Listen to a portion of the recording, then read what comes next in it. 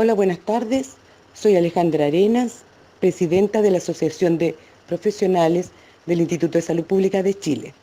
Quiero darles la más cordial bienvenida a este conversatorio que hemos titulado La tarea de las y los trabajadores del Instituto de Salud Pública en la pandemia, por el derecho a la soberanía sanitaria. Saludar a nuestra presidenta Carmen Luz Escaf, al Directorio Nacional, a nuestros compañeros de FEDASAP, a nuestros compañeros del Instituto de Salud Pública que nos acompañan. Y agradecer a nuestros compañeros de la APRAIN por el Zoom que nos prestaron para poder realizar esta actividad. Y obviamente a nuestros expertos que nos van a introducir en este nuevo vocabulario de las vacunas, las características, los reglamentos que las rigen, para poder tener un conocimiento más amplio de lo que está pasando hoy en día en nuestro país. A nuestros compañeros de la APRAIN por el Zoom que nos prestaron para poder realizar esta actividad. Y obviamente a nuestros expertos que nos van a introducir en este nuevo vocabulario de las vacunas, las características, los reglamentos que las rigen, para poder tener un conocimiento más amplio de lo que está pasando hoy en día en nuestro país. Características.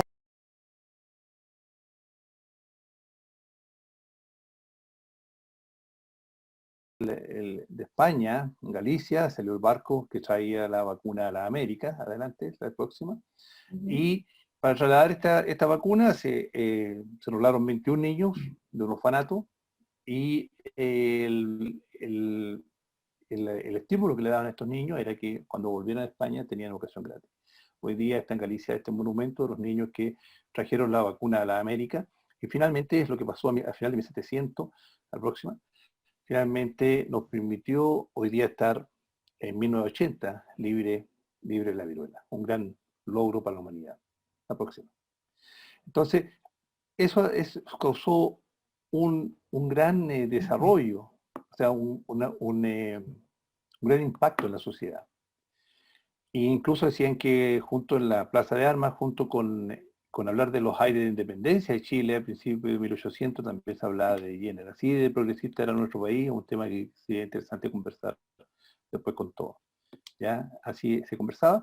Acá la próxima figura les muestro cuál es el efecto de la vacuna. Vuelve una, por favor. El efecto de las vacunas, el primero muestra la hepatitis B. La hepatitis B, cómo fue el cambio desde 1996 al 2001, cómo fue el acceso a la vacuna y cómo cambió ya la enfermedad, la distribución. La próxima. Después muestro el polio, ya, donde prácticamente vemos que al 2001 hay muy pocos los puntos rojos donde todavía hay foco de polio, y yo creo que próximamente el mundo va a ser declarado libre de polio, por lo menos las Américas sobre todo. Así que eso es el impacto, la siguiente.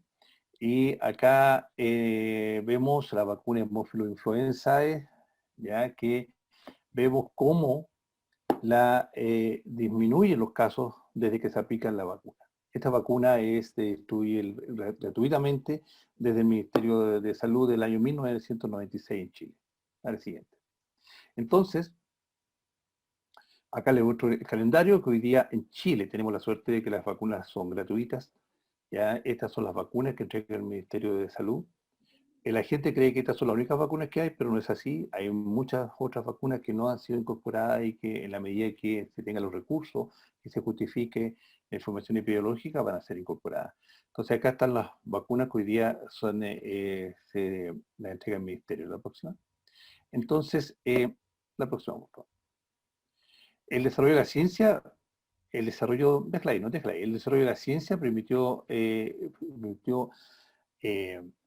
tener a disposición mayores tecnologías. Hoy día no hay limitante para la tecnología, para el desarrollo de vacunas. ¿De qué depende que se ocupe una tecnología, que depende de otra? Hay muchos factores que pueden equilibrar, inclinar esta balanza para un lado o para otro. Esto puede ser hoy día que tenemos a disposición vacunas de virus inactivado hasta vacunas de ARN. Entonces hay muchos factores que tienen que ver y ven cuál elegir, pero la tecnología hoy día está vigente. Adelante, la próxima. Y esto permitió desde 1721, ¿cierto? Esto es una diapositiva por 2014, donde está uno últimas vacunas que se desarrollaron, por vaccinología reversa, la meningo B, la próxima. Entonces la tecnología está y se están desarrollando hoy día vacunas de acuerdo a la necesidad. ¿Por qué de acuerdo a la necesidad? Porque vemos acá que la expectativa de vida va aumentando y el futuro que viene con respecto a las vacunas, la próxima, es que van a haber vacunas para distintas edades. Van a haber de la mujer embarazada, los niños, los adolescentes, los adultos jóvenes y tercera edad. ¿Por qué? Porque las enfermedades van a ser distintas y está la tecnología para desarrollar vacunas para cada uno de estos grupos etarios. La próxima. Y eh, el tiempo que generalmente demoraban hacer una vacuna, estamos hablando de 15 años aproximadamente, eso es lo que se demoraba, se demora, ya, no hablemos tiempo presente, se demora desarrollar una vacuna, hoy día no sería posible, ¿cierto? Porque estamos con la pandemia, es ahora el problema, la próxima, y esto hoy día tenemos vacunas que se están aplicando en el mundo que tienen un año de desarrollo. La pregunta es ¿por qué? ¿Por qué cambiamos tanto? ¿Por qué cambiamos tanto de un tiempo a otro? Es la tecnología que está presente. Hay tecnología unido a políticas, capitales, está todo el mundo propiciando el desarrollo. Salió recientemente una publicación, una importante revista internacional que decía qué va a pasar con la salud después que la pandemia.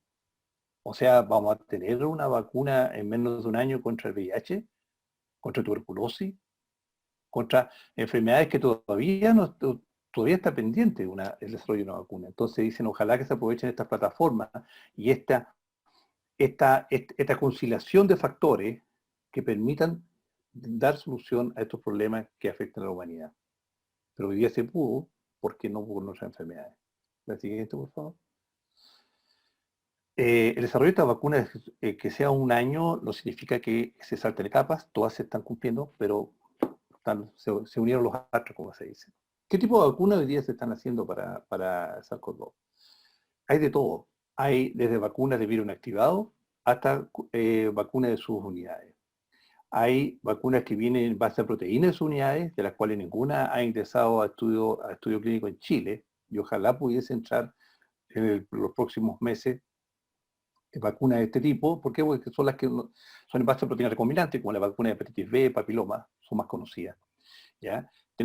Hay otros tipos de vacunas que son en base a partículas virales, partículas tipo virus, tampoco ha ingresado ninguna, pero aquí empezamos con las vacunas que ya están ingresando en Chile, que se están ensayando, en base a material genético, en base a RNA, lo que hoy día está aprobado por emergencia por el Instituto de Salud Pública, la vacuna Pfizer, también es muy similar a la Moderna que se está aplicando en Estados Unidos, vacunas en base a DNA, que son los vectores adenovirales, que tenemos 3 vacunas que se están ensayando en Chile en fase 3, en base a vectores adenovirales. Entonces, aquí está la diferencia. Una es una hebra simple de RNA y la otra es una doble hebra de DNA. Y que la próxima semana el Instituto de Salud Pública va a tener que pronunciarse con respecto a la autorización de emergencia, con respecto a la vacuna en base a DNA. Y tenemos los vectores no replicativos y virus inactivados, como la que se acaba de aprobar la vacuna Sinovac de la Universidad Católica. La siguiente, vamos avanzando más rápido. Estas son las etapas que se tienen que pasar, ¿ya? Y aquí está la autorización de emergencia. Cuando está en la fase 3, recién ahí se puede presentar la autorización de emergencia, como ya tenemos 2 aprobadas y una que se va a evaluar la próxima semana. La próxima. Este es el efecto rebaño, tanto lo que se busca. Acá en rojo son las personas infectadas. Cuando 2 personas infectadas están inmersas en una población que no está protegida, rápidamente están todos infectados. Pero cuando esta persona infectada está en una población que está protegida con el amarillo, esto es el efecto rebaño, evita que se propague la enfermedad. Estas son las aspiraciones que tiene nuestro país de vacunar el 70-80% de la población lo más que se pueda. Así. Entonces, este es el plan de vacunación. Yo los invito a promover ya, de acudir a los vacunatorios a medida que tengan acceso.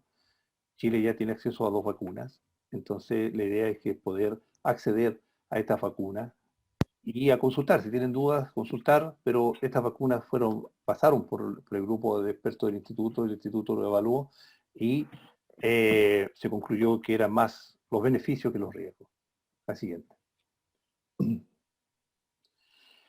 Investigación científica, o los 2 minutos de esto para no salirme mucho. Es importante esto, la filosofía de aprender haciendo y etapa del aprendizaje activo. ¿Por qué les muestro esto? Una cosa es que nosotros hace años, ya que no somos productores de vacunas, Mirta nos va a hablar de eso al final, ¿cierto?, de esta presentación, nosotros no tenemos producción de vacunas. Entonces hay dos alternativas. Una es empezar a leer, informarse, pero no, la mejor forma de aprender y tener criterio con respecto a la vacuna es qué es lo que hace uno mismo, ¿ya? Y aplicar lo que uno hace. Eso es lo que nosotros hemos hecho en el Instituto de Salud Pública.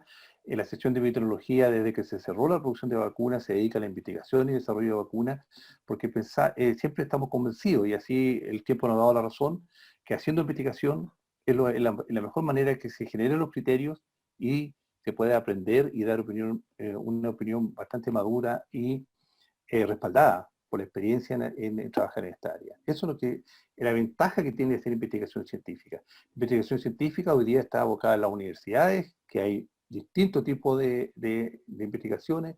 Tenemos la católica con la vacuna de virus respiratorio sincicial, hay tratamiento de cáncer, tanto como de melanoma, cáncer de próstata, mediante células dendríticas, que son las madres del sistema inmune. Entonces es importante en la investigación científica poder tener los conceptos y poder de esa manera trasladar ese aprendizaje a cuando uno evalúa uno de estos productos. La próxima. Entonces esto es solamente para que lo vean ustedes, que esta es la célula dendrítica. Conocer esto, la célula dendrítica es la clave de cómo poder estimular el sistema inmunológico. Esa es la clave de cómo poder estimular la respuesta inmunológica. Esto hay que conocerlo y nosotros lo usamos en el laboratorio, entonces podemos hablar de cada una de estas moléculas en particular. Así que esa es la mejor manera de poder tener opinión de esto. ¿La siguiente?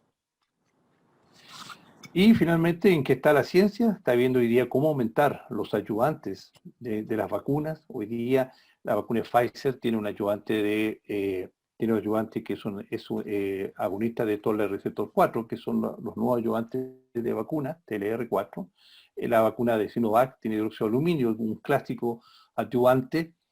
Y llama la atención de que el ayudante que hoy día que se está promocionando el uso, los ligandos de TOL de receptor 4, de receptores tipo TOL de inmunidad innata, y la siguiente toma la coincidencia de que, la próxima diapositiva, por favor, toma la coincidencia que nosotros justamente el año pasado, con nuestro grupo de investigación, con Diego Díaz, Ricardo Manso, Daniel Soto, que son profesionales de la sección de epidemiología, publicamos este paper en Vaccine en mayo del año pasado, en el cual tenemos una proteína que tiene características de ayudante y es ligando de TLR receptor 4. ¿Qué indica esto? Que estamos trabajando con una proteína que podría ser un buen ayudante para vacuna. Entonces, esto le reflejo que hacer esto significa que hoy día podemos hablar de vacunas, podemos hablar de ayudantes y tenemos criterios para poder analizar y dar una opinión responsable al respecto. La siguiente. Así que con eso termino. Gracias por la atención, me pasé un poquito, pero me disculpan. Y estaré atento a responder cualquier duda y compartir con ustedes. Muchas gracias nuevamente por la invitación. Gracias. Gracias a Abel por su presentación. Vamos a dejar de compartir. Y bueno, y lo importante es que cada uno vaya anotando sus dudas, sus consultas, y las puede hacer también ver por el chat. Voy a sacar una foto, porque se ven todos ellos. Y la idea es que vayamos anotando para cuando tengamos el interés de hacer la consulta. ¿Ya? Decirles también que esta instancia es una instancia colaborativa de los asociados, de los trabajadores del ISP. Aquí nosotros no estamos representando la voz del Instituto de Salud Pública, sino que estamos representando la voz de los trabajadores del ISP. Eso es importante que lo tengamos todos en consideración. Ahora me gustaría presentar con ustedes a Nicolás Gutiérrez. Nicolás también nos va a hacer una presentación muy interesante, así que voy a, primero que nada, habilitar esa presentación. Denme unos segundos porque estoy como en el circo chamorro, estoy haciendo todo. Pero ya vamos a repetir. Vamos, Caro. Vamos. Vamos que se puede, vamos que se puede. Vamos, Nico. Ya. Entonces, bueno, primero que nada, decirles quién es Nicolás Gutiérrez. Nicolás Gutiérrez es nuestro compañero químico farmacéutico, diplomado en investigación clínica de la Facultad de Ciencias Químicas y Farmacéuticas de la Universidad de Chile, 12 años de experiencia en estudios clínicos y en el ISP como inspector de buenas prácticas clínicas, evaluador de solicitudes de autorización de estudios clínicos y modificaciones con productos farmacéuticos. Además, a partir del año 2019, se desempeña como jefe de la sección de estudios clínicos, dependiente del Departamento de Agencia Nacional de Medicamentos. Así que, Nicolás, bienvenido, muchas gracias por participar y por acompañarnos en esta ocasión. Así que ahora vamos a dar inicio a tu presentación. Ok, muchas gracias Carolina, Cecilia, Alejandra, nuestra directiva, ¿cierto?, de la APRUS, y muchas gracias a todos por estar aquí presentes. Ya veo, somos 97 participantes, así que es un... Y hay más en espera, así que voy a admitir. Eso, una buena cantidad Sí. para poder explicar un poco más en detalle. ¿Se ve tu presentación, Nico? ¿La ves bien? Veo la carpeta. Ah, no la estás viendo. Espérate. ¿Y ahí no? Vamos a ver no. Vamos a ver de nuevo la presentación de Nicolás. Ahí estamos.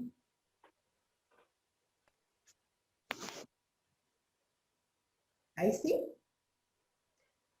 Ahí está, ahora Ahí falta el está. modo presentación, ahí está. Ahí está. Bien. Demos. Ya, perfecto. Bueno, ahora les voy a hablar entonces, muy simple, qué son los estudios clínicos, ¿ya? Y por qué es importante su realización. Este tema que fue solicitado por la APRUS, nuestras dirigentes, así que adelante. Bueno, esto como a modo general, cada presentación, digamos, está inmersa en esto, ¿cierto? Que es una declaración de responsabilidad, disclaimer, que las opiniones y comentarios entregados no representan al Instituto de Salud Pública, ya necesariamente, sino solo a quien las emite. En este caso, al mismo presentador. Adelante. Bueno, entonces primero, ¿qué es un estudio o ensayo clínico? ¿Ya? Como también se le conoce a nivel global, que son los clinical trials, ¿ya? Que está ahí, aparece a la derecha, y que involucra un sinfín de conceptos, digamos, lo que es biomédico, lo que es research, investigación, ciencia, compañías, seguros, vacunas, etc.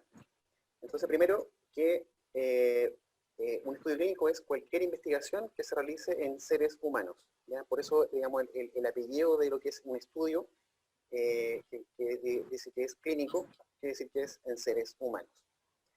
Entonces, el segundo punto es que la intención del estudio es descubrir o verificar los efectos clínicos, farmacológicos o cualquier otro efecto farmacodinámico de productos en investigación, ¿ya? Cuando nos referimos a productos farmacéuticos.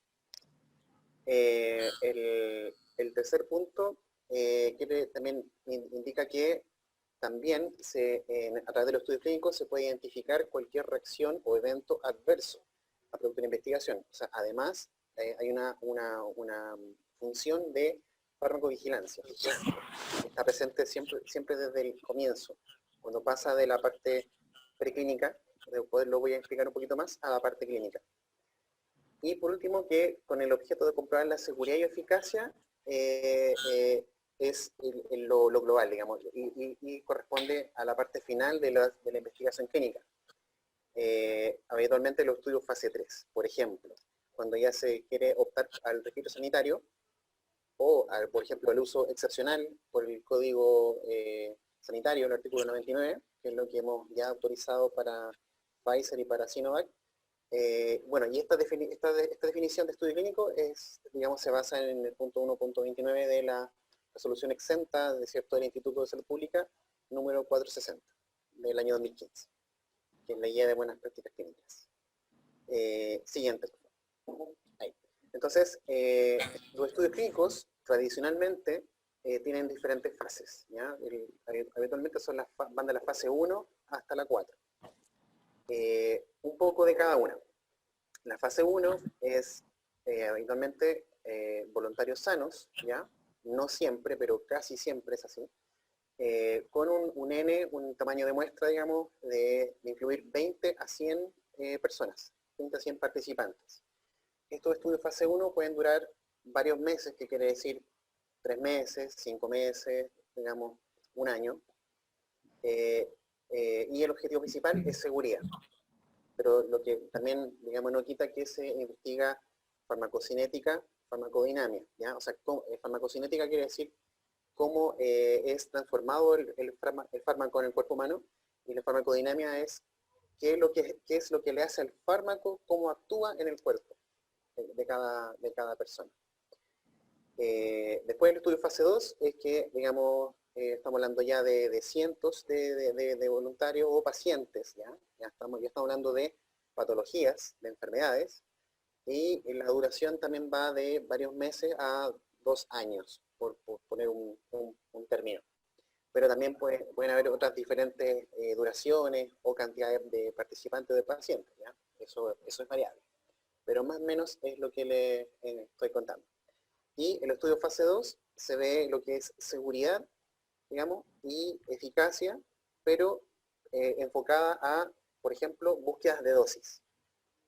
Habitualmente los estudios fase 2 se estudia, por ejemplo, un control y varias dosis de un producto farmacéutico, por ejemplo, que también puede haber investigación clínica con dispositivos médicos, puede haber investigación clínica con nutracéuticos, etc. Pero enfocado nosotros como instituto actualmente en productos farmacéuticos. Entonces, seguridad, ¿cierto? Y búsqueda de dosis. Después los estudios fase 3 son ya cientos a miles de participantes o de pacientes, digamos, y ya se habla del concepto de multicéntrico. Puede ser multicéntrico dentro de un país o idealmente varios países. Y la duración también va de 1 a 4 años, puede ser más incluso. Y aquí ya se ve seguridad fuertemente y eficacia, porque el tamaño de muestra, el N, es mayor. Entonces, como lo dice acá. Y se puede plantear el registro sanitario habiendo seguido esta cadena de desarrollo, de la fase 1, 2 y 3. Bueno, y como mencionaba Abel, aquí deberá aparecer un entremedio, pero es el uso excepcional o uso de emergencia, que ya con estudios fase 3 a nivel global, ¿cierto? Ya se puede autorizar, por ejemplo, una vacuna en una pandemia, como la que estamos viviendo. Y posteriormente los estudios fase 4, que ya también estamos hablando de varios miles de pacientes ya, también una duración de varios años, y esto ocurre después de la comercialización, o como se le dice, estudios de post-marketing. Y aquí fuertemente se puede investigar la farmacovigilancia. O también, por ejemplo, ampliar indicaciones, otras indicaciones, que a veces pueden ser fase 3, fase 4, o fase 3-4, pueden haber diferentes asociaciones también, por ejemplo, un desarrollo rápido puede ser, por ejemplo, lo que hemos visto con algunos estudios con vacunas, COVID-19, estudios fase 1/2, o 1/2/3, pero con diferentes avances, digamos, dependiendo siempre de la eficacia, o sea, perdón, de la seguridad inicialmente, y después ya se va viendo la eficacia. La siguiente.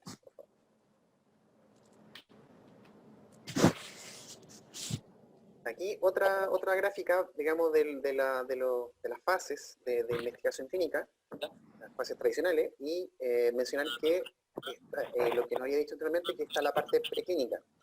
La parte preclínica quiere decir que es estudios in vitro y estudios en modelos de animales relevantes para la patología que se quiere investigar. Habitualmente son ratas, pueden haber monos, pueden haber perros, y bueno, y antes de eso, digamos, el desarrollo, el software, ¿cierto? La parte in vitro, o sea, simular medios del organismo, etc. Y después, cuando esto se presenta a la agencia de medicamentos del país que se desarrolle esta molécula, o este fármaco, ahí se puede aprobar y puede pasar a seres humanos. Y ahí, digamos, a través de reuniones, ¿cierto? Se puede plantear el desarrollo a través de un fase 1. Pero hay que estar muy seguro de la parte preclínica, de, por ejemplo, fármacos de origen de síntesis química, carcinogenicidad, bueno, toxicidad aguda, si el estudio, si el fármaco es para patologías crónicas, o sea, es un requisito obligatorio, estudios de toxicidad crónica, ¿ya? O también se habla de toxicidad subcrónica,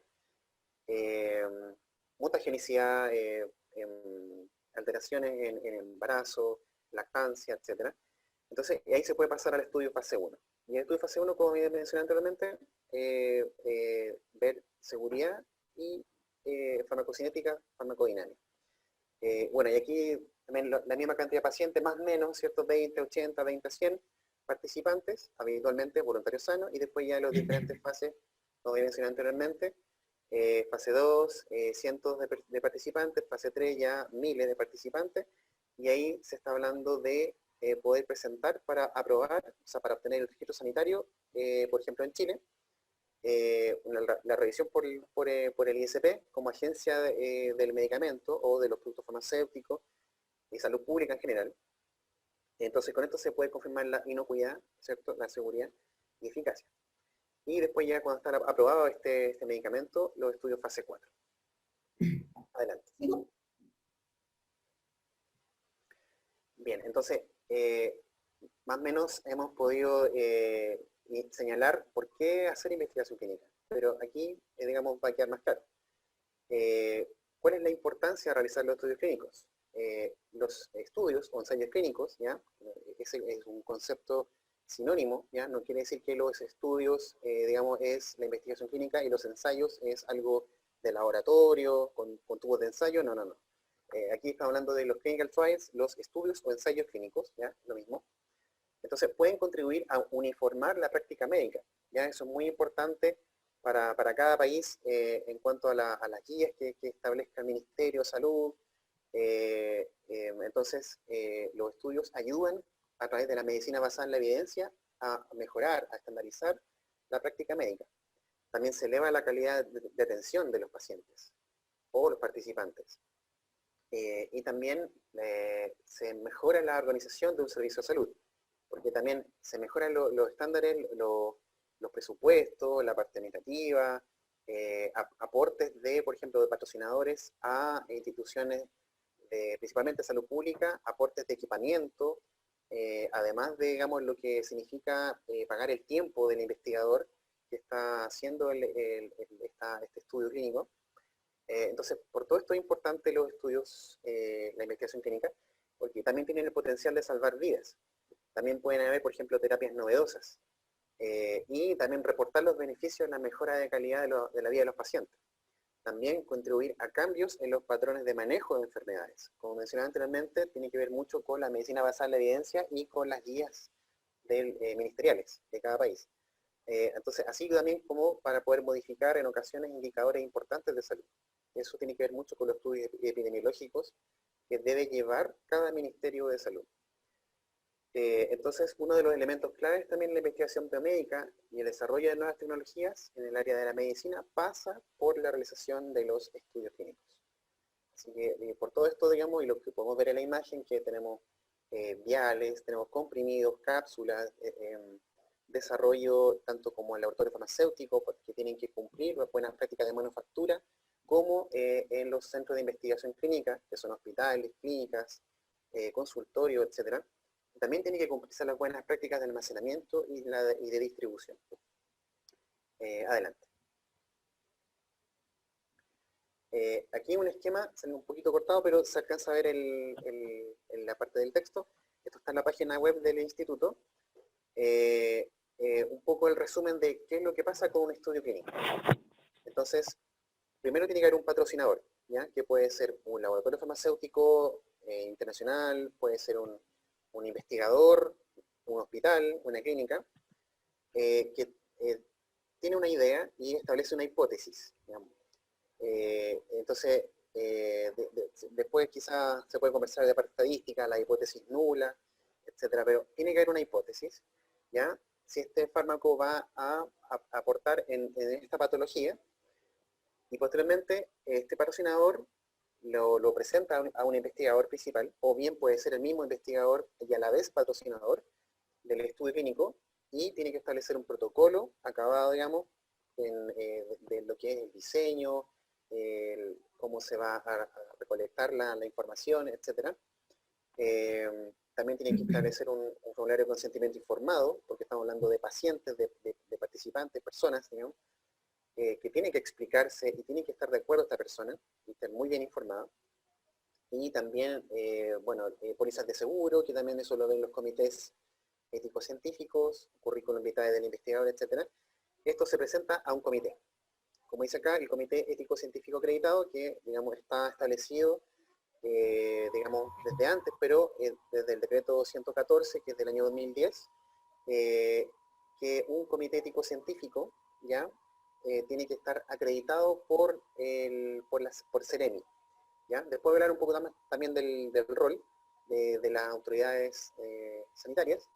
Entonces, estas pautas que son ministeriales se aplican a los comités, y estos comités por lo menos cumplen un mínimo de estándar para ser acreditados, y ellos son los que tienen que revisar y aportar, digamos, desde el punto de vista científico, pero fuertemente de la ética de la investigación, si es o no aprobable el estudio clínico. Entonces, cuando se aprueba, ¿cierto?, que también pueden denegar, pero en la mayoría de los casos se aprueba, pasa al patrocinador o al investigador, y ellos presentan al Instituto de Salud Pública toda esta documentación. Y además, lo que tiene que ver con el producto farmacéutico de investigación. Buenas prácticas de manufactura, manual del investigador, etc. Y junto con el protocolo del estudio, el instituto entonces tiene que evaluar y puede autorizar o denegar el uso provisional de productos farmacéuticos para el estudio clínico. Y como es habitual, o sea, en la mayoría de los casos, estamos hablando de estudios multicéntricos y laboratorios internacionales, entonces los productos farmacéuticos tienen que importarse, ¿ya? Porque nosotros también autorizamos el uso provisional, puede ser fabricación en Chile, o importación también. Y si hay importación, todo lo que tiene que ver con la internación, ¿cierto?, de estos productos farmacéuticos, el certificado de destinación aduanera, la autorización de uso y destino, facturas, droguería, digamos, contratada para el almacenamiento, etc.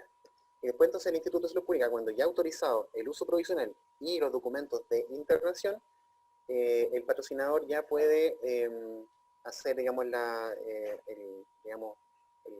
el contacto con el Servicio Nacional de Aduana, y finalmente poder transportar el producto farmacéutico a una droguería autorizada, a sus bodegas, y finalmente desde esta droguería al Centro de Investigación Clínica, para poder llevar a cabo el protocolo del estudio clínico.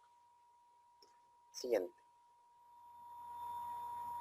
Entonces, como hablaba anteriormente, el rol regulador lo tiene, ¿cierto?, el Ministerio de Salud de Chile y la Subsecretaría de Salud Pública, específicamente.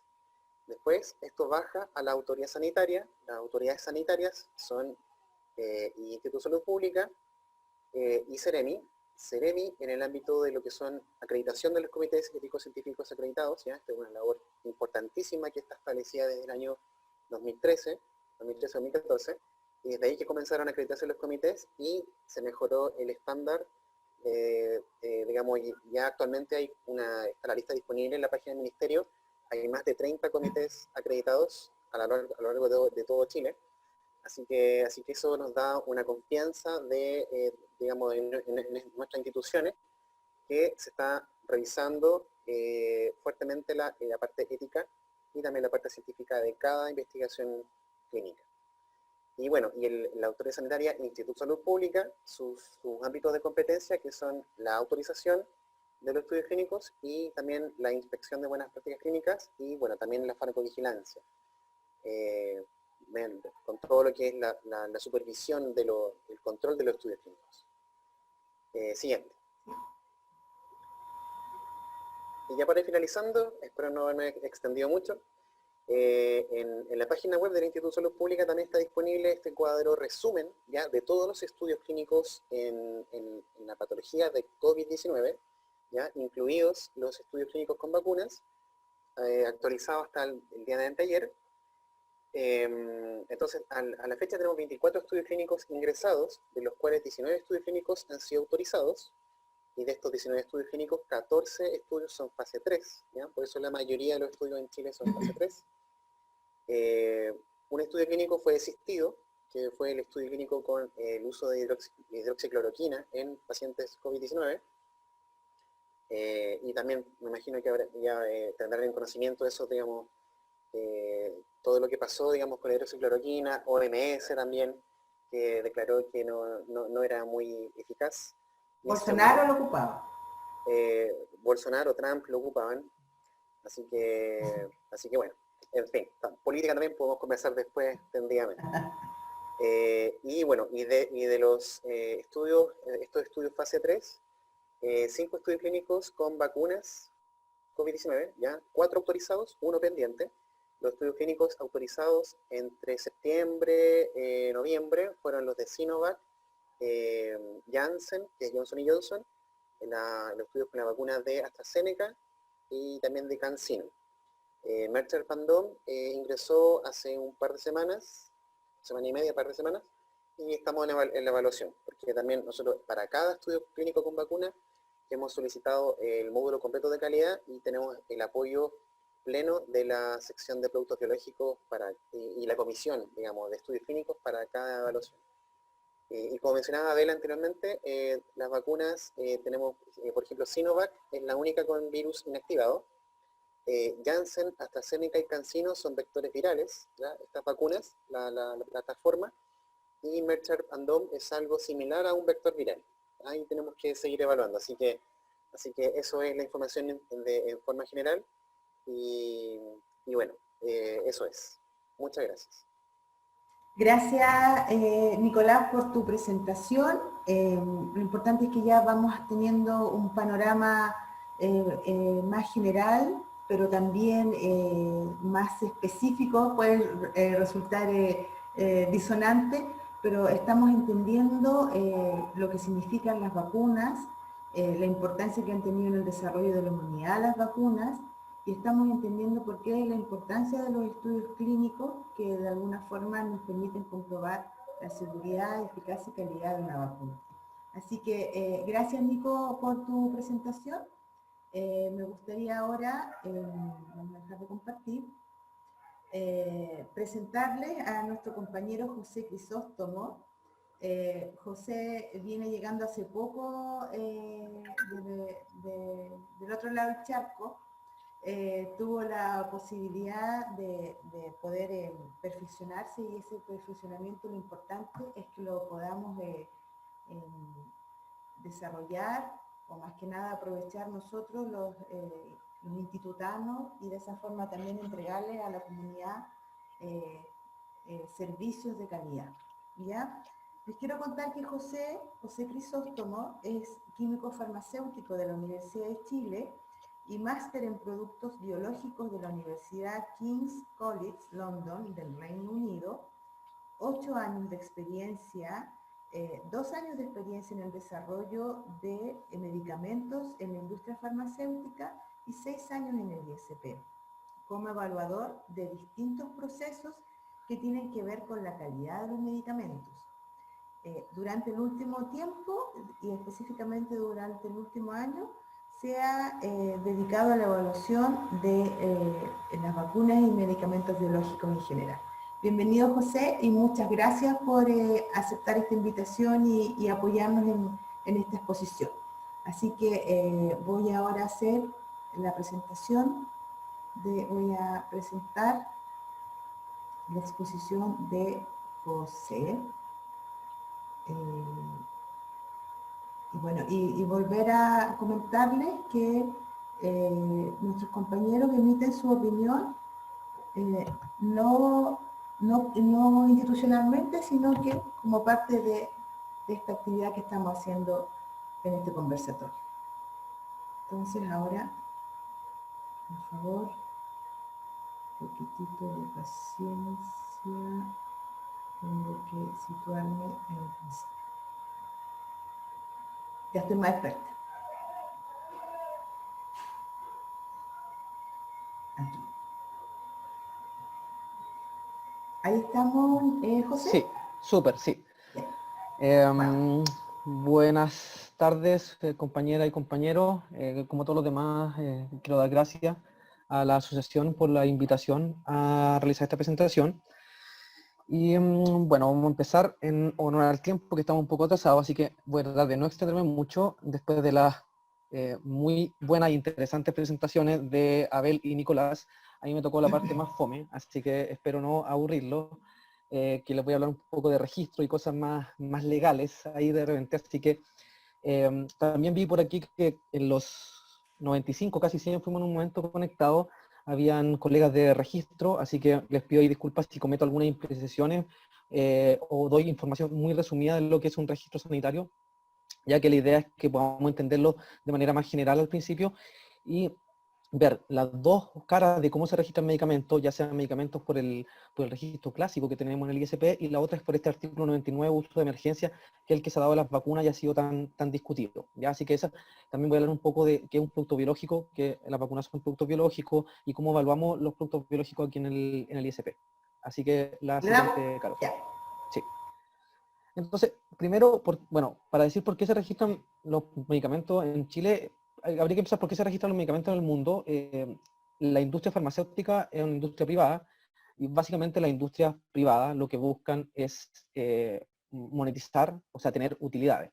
Entonces, para tener utilidades, ellos lo que hacen es ahorrar en recursos, en personas, para poder generar la mayor utilidad posible. Entonces, en el ámbito de los medicamentos, es importante regularla porque, como ahí dice la noticia que puse, o el extracto de una noticia, que hay grandes errores de la industria farmacéutica, porque en ahorrar y en errores humanos y en otro tipo de faltas que ha cometido la industria farmacéutica, ha muerto gente, se ha enfermado gente. Entonces, por eso es importante regular a la industria farmacéutica, y eso es lo que hace el ICP y otras agencias a nivel del mundo, como la FDA, la EMA, que son de Estados Unidos y Europa, respectivamente. La siguiente. Entonces, ¿cuáles son las bases legales más o menos que nos regulan? Esto tiene forma de triángulo porque más arriba está el código sanitario, que es como nuestra piedra angular, pero la cantidad de información técnica, lo específico que es el código sanitario, no es tan específico. Entonces, mientras vamos más hacia abajo, se va volviendo más específico. Después tenemos el decreto supremo número 3, que es el control de productos farmacéuticos, y más abajo tenemos la norma técnica número 170, que regula a los productos biotecnológicos, que ahí están incluidas las vacunas. También tenemos una guía específica para solicitar el registro sanitario de vacuna, ya que las vacunas son productos biológicos, pero aparte tienen otras particularidades que necesitan ser abordadas de diferente manera, ¿ya?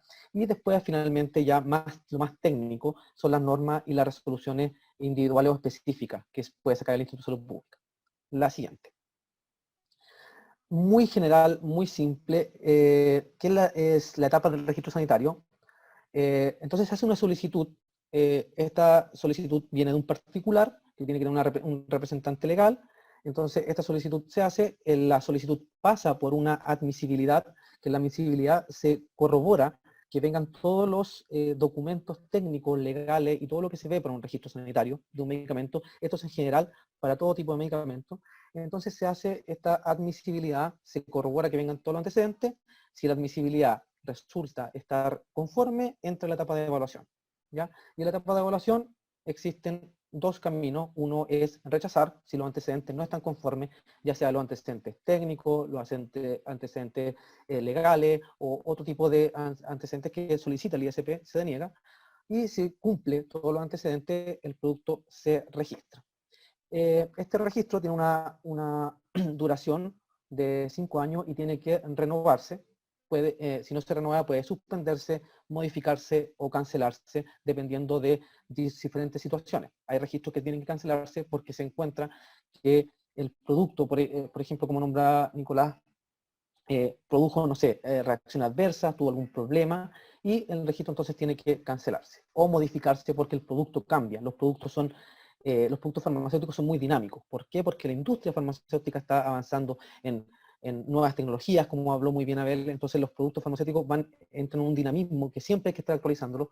Hay que actualizar los componentes de la fórmula, los equipos de fabricación. Entonces, por eso los registros a veces tienen que modificarse. El plazo de evaluación, como se ve ahí abajo, son 6 meses y eso está en el artículo 47. Ya es el plazo de evaluación que tenemos, que tiene el instituto para pronunciarse. La siguiente, por favor. Entonces, un poquito de qué es un medicamento biológico, y aquí tenemos la vacuna. La mayoría de estos medicamentos están basados en proteína. Entonces, ¿por qué hubo que sacar una norma técnica para productos biológicos? Bueno, es específicamente porque son productos más complejos, ¿ya? Y aunque vienen desarrollándose desde mucho tiempo en investigación, los registros de productos biológicos, y sobre todo en nuestro país, no es tan nuevo, ¿ya? Entonces, o sea, no es tan antiguo, perdón. Vienen hace no muchos años. Entonces, requieren más información, son más complejos, como decía. Ahí hay una comparación que se puede ver de una molécula pequeña, como imagínense un paracetamol, un ibuprofeno, una molécula de síntesis química, que es esta estructura. No tengo el gráfico acá de cuál más grande, pero es una molécula biológica o una molécula monoclonal, un anticuerpo monoclonal, que son los medicamentos que más complejos que nos toca a veces evaluar.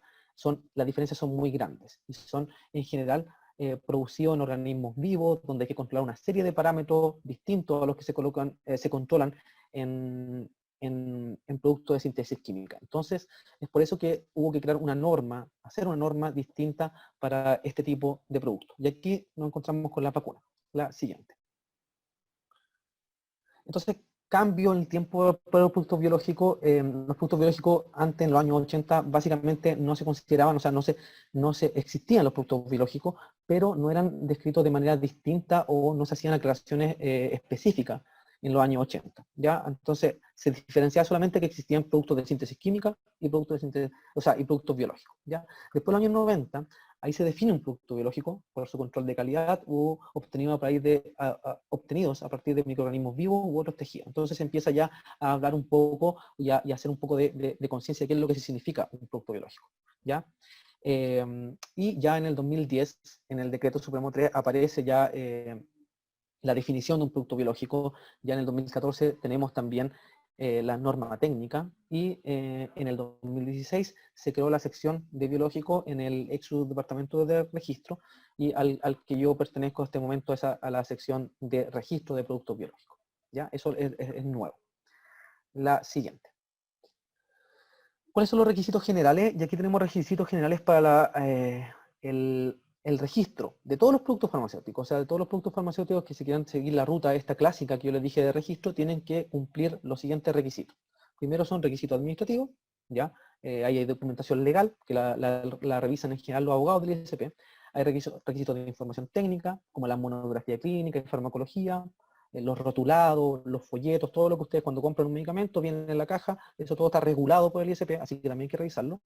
Hay requisitos de calidad farmacéutica, que ahí es donde me desempeño en estos momentos, donde se evalúa la producción de estos medicamentos y la trazabilidad de los diferentes lotes que se producen y cuán consistente es la manufactura de los productos.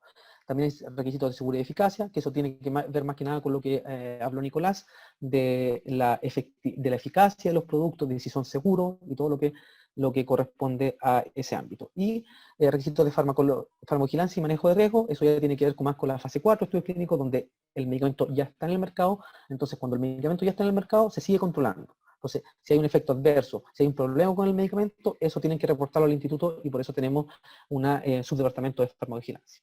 La siguiente. Entonces, no voy a hacer mucho hincapié aquí en requisitos de seguridad y eficacia, porque Nicolás lo explicó ya muy bien.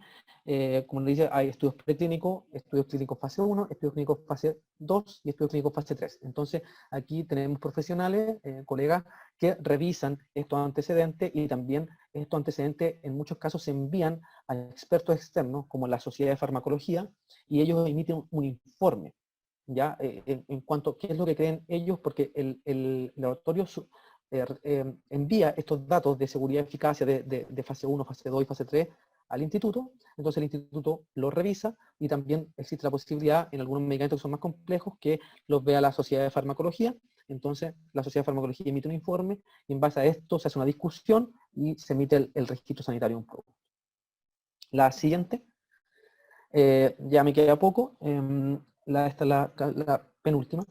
Y ya, ahora nos salimos un poco de todo lo que estamos viendo antes, de lo que era un registro convencional. Existen autorizaciones excepcionales, ¿ya? Entonces, ¿cuáles son esas? Ahí donde dice artículo 21 del Decreto Supremo 3, el artículo 99 dice relación con el uso excepcional por urgencia sanitaria, ¿ya? Y ahí caen las 2 vacunas que han entrado a nuestro país y que se van a administrar. Primero la de Pfizer, que fue hace algunas semanas, que entró por este artículo 99, y la que se discutió ayer, la vacuna de Sinovac, la vacuna china, y la próxima es el miércoles 27, la siguiente que entró, que es la vacuna de Oxford y AstraZeneca. Entonces, estas 3 entraron por este mecanismo. Entonces, ¿qué dice un poco la legislación con respecto a esto? Que en forma excepcional el instituto podrá autorizar la venta o el uso profesional de determinados productos farmacéuticos sin registro sanitario, fundado en alguna de las siguientes causales que se enuncian por vía ejemplar atendiendo a las disposiciones del artículo 99 del Código Sanitario. Entonces, esto estaba desde antes. Esto no se creó para las vacunas, sino que esto viene desde mucho tiempo, que está en el Decreto Supremo, y es para a veces acelerar la aprobación de medicamentos o la entrada de ciertos medicamentos a nuestro país cuando hay situaciones excepcionales. Entonces, ¿dónde cae esta autorización de las vacunas? En el uso medicinal urgente, derivado de situaciones de desabastecimiento o inaccesibilidad, que afecta a las personas consideradas colectivamente. Entonces, aquí cae lo de las vacunas. ¿Qué es lo que se pide para un artículo 99? Para un artículo 99 se piden básicamente requisitos legales. Que el producto esté registrado o esté autorizado su uso en el país de origen, ¿ya? Y algunos como las buenas prácticas de manufactura del laboratorio y otros requisitos más legales. En general no se pide mucha información técnica de lo que se revisa eso. Y por eso estas autorizaciones son entregadas en menor plazo, ¿ya? No son los 6 meses que nombré anteriormente, en general nos estamos demorando 15 días hábiles o 20 días hábiles para todos los medicamentos que entran por este artículo 99. ¿Ya? Es por eso que las vacunas se le ha dado celeridad, pero el instituto decidió, para la evaluación de vacunas, llamar a este comité de expertos y también nuestra evaluación de calidad para poder otorgar una autorización más robusta y así darle una mayor relevancia al uso de estas vacunas, porque la mayoría de los artículos 99 que entran son de productos que se quieren traer pocas unidades, que no quiere un laboratorio registrarla, sino que es para un uso particular de un medicamento. Entonces, pero las vacunas se van a usar masivamente, no hay mucha información técnica ni científica aún, entonces es necesario evaluarlas con mayor rigurosidad. Entonces, eso es lo que está haciendo o estamos tratando aquí en el ISP de lograr con estas vacunas, ¿ya? Así que la siguiente, que es la última ya. Así que muchas gracias por su atención. Les recuerdo que las vacunas que se están autorizando en diferentes partes del mundo son seguras, son eficaces y hay mucho movimiento ahora antivacuna, y nosotros como instituto o institutanos y profesionales de la salud, muchos de nosotros tenemos un rol sanitario que cumplir, que es o aportar a la discusión pública para que entremos en confianza de los medicamentos que se autorizan en otras partes y específicamente en nuestro país. Así que eso, ahí les dejo mi correo electrónico, también está más abajo, para que si alguien tiene alguna consulta. Muchas gracias. Gracias, José, por tu presentación, por tu explicación. Sin duda, la importancia de la regulación del Estado, la participación del Estado en la salud y en el aseguramiento de la salud de calidad para todos los ciudadanos de un país. Eso es definitivamente relevante, porque nadie más que el Estado puede hacer la gestión que beneficia al propio Estado. Así que gracias, José, por lo que nos acabas de compartir y que es importante reflexionar. Y siguiendo un poco esta línea del papel que debe cumplir el Estado en la regulación de los medicamentos y de la industria farmacéutica en todos los países, es que un poco queríamos contarles la historia de lo que se ha hecho en el ISP, Antiguo Bacteriológico y Antiguo Instituto de Higiene y Salud, y que se ha perdido y que debemos recuperar debemos recuperar esa historia y ojalá no solamente recuperarla en el pensamiento y en la reflexión, sino que también en la acción. Así que le damos la bienvenida a Mirta Parada, nuestra compañera, socia de la Asociación de Profesionales, que también tiene que contarnos una historia bien interesante. Pero me gustaría presentarles un poco más en detalle quién es nuestra compañera. Así que denme por favor unos segunditos para hacerlo. Decirles que Mirta Parada es químico farmacéutico de la Universidad de Chile, doctora en ciencias farmacéuticas, tiene más de 28 años de experiencia en el ISP. Disculpe que estoy lejos. Más de 28 años de experiencia en el ISP. Con amplio conocimiento en temas de registro de medicamentos y aspectos regulatorios de productos de origen natural. Con publicaciones en la revista de Infectología, producción de sueros y vacunas en Chile, la importancia del abastecimiento local, una perspectiva amplia para el medicamento como elemento político en Chile, política y salud pública, ideas para ahora y para la Asamblea Constituyente, entre otras. Actualmente se desempeña en la Unidad de Régimen de Control Sanitario y Medicinas Complementarias del Departamento Agencia Nacional de Medicamentos del ISP y es representante del Colegio de Químicos Farmacéuticos y Bioquímicos de Chile, en la cual participa también en el comité editor de Cuadernos Médicos Sociales del Colegio Médico de Chile también. Así que, bienvenida Mirta, muchas gracias por acompañarnos. Así que voy a poner vas a poner tú la presentación y yo te doy, perfecto. Entonces voy a hacerte coanfitrión. Ya tienes el permiso para ser el coanfitrión.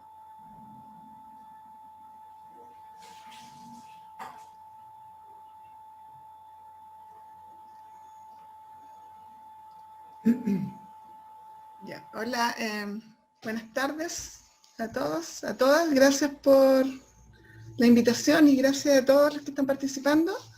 Y bueno, voy a hablar de un tema, aquí es una historia poco reconocida o poco conocida, que es la historia y la producción de vacunas en Chile.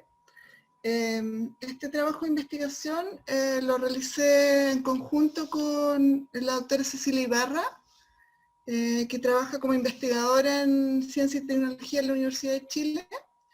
La información la sacamos principalmente de las actas del Instituto Bacteriológico que se encuentran en la biblioteca del instituto, es un patrimonio.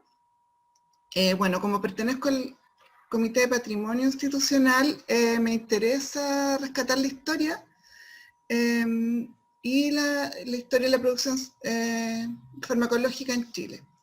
Este trabajo es parte de un trabajo que va a ser publicado en un libro de Historia de la Ciencia y Tecnología y la Sociedad en Chile, que será publicado durante este año. La producción se desarrolló, o sea, el Estado durante más de 100 años produjo vacunas, y se desarrolló a través de varias instituciones del Estado. La producción comenzó en el siglo XIX, a fines del siglo XIX, y terminó con el cierre de la planta de producción de vacunas en el año 2002. Aquí podemos ver un poco de la historia de la producción de estas instituciones del Estado. Esta es una foto del Instituto de Vacuna Animal, que posteriormente se convirtió en la Escuela Veterinaria de la Universidad de Chile. Esta es una foto original que la encontré en un archivo del Servicio Agrícola y Ganadero. Este estaba ubicado en la Quinta Normal. A fines del siglo XIX,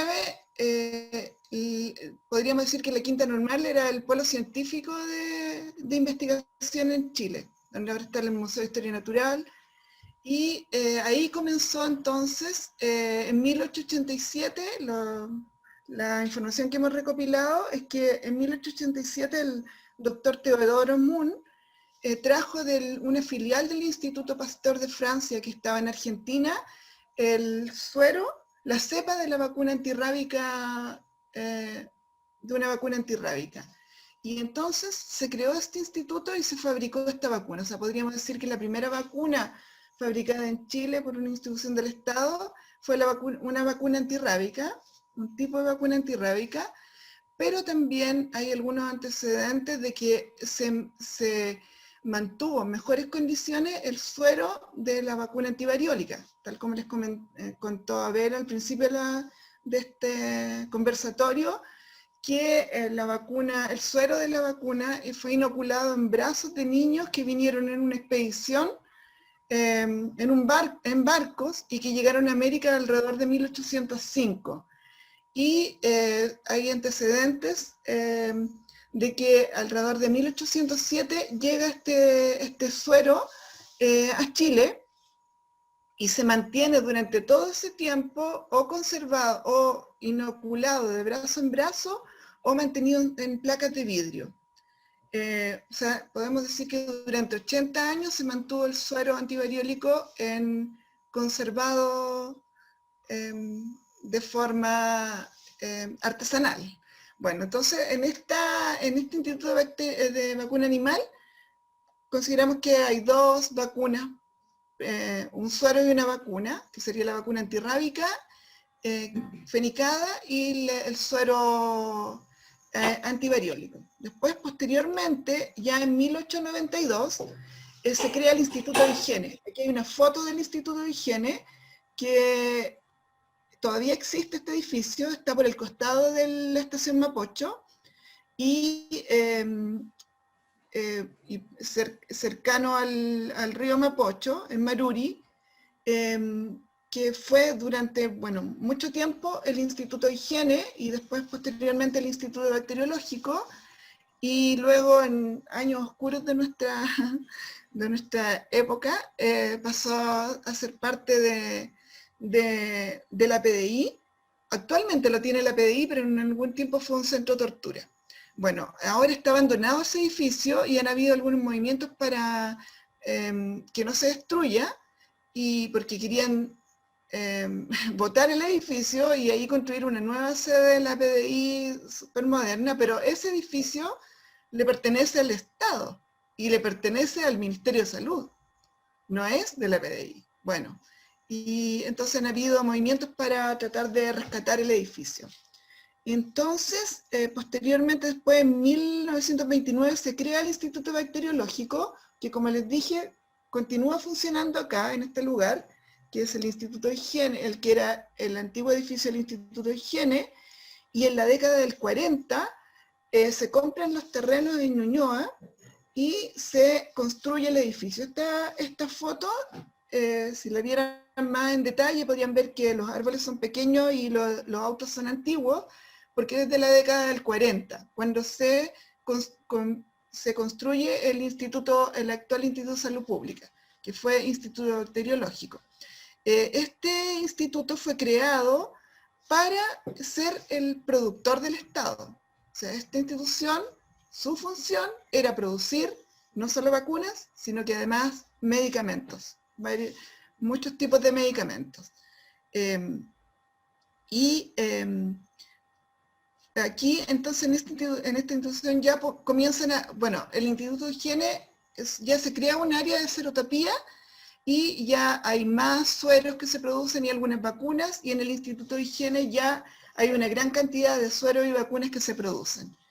Y posteriormente el Instituto Bacteriológico pasa en los años 80 a ser Instituto de Salud Pública, porque lo que es ahora la Agencia de Medicamentos, que era el Contralor, funcionaba en otras dependencias del Ministerio, y pasa, junto con la Constitución del 80, a ser parte del Instituto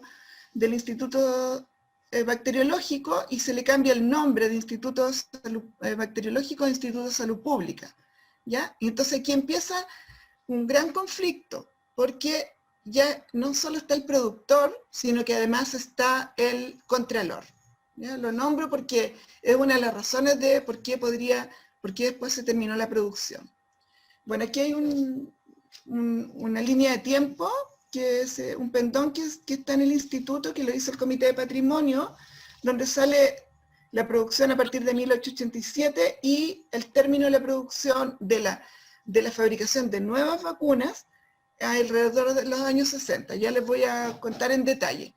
Y esta tabla, que la hicimos y la pusimos en una de nuestras publicaciones, donde se detalla el suero, el nombre del suero o la vacuna, en el lugar donde se empezó la producción y donde continuó, el inicio de la producción y el término aproximado de cuándo terminó, porque no hay tanta información ni antecedente. Entonces nosotros empezamos, de acuerdo a la búsqueda que hicimos, fuimos suponiendo cuándo terminó la producción de uno u otro, porque ya no seguían en las actas, o porque sucedieron acontecimientos importantes en temas de creación de medicamentos, como es el caso de inicio de la producción de penicilina, porque muchas de las vacunas que habían eran vacunas antibacterianas, y con la producción de penicilina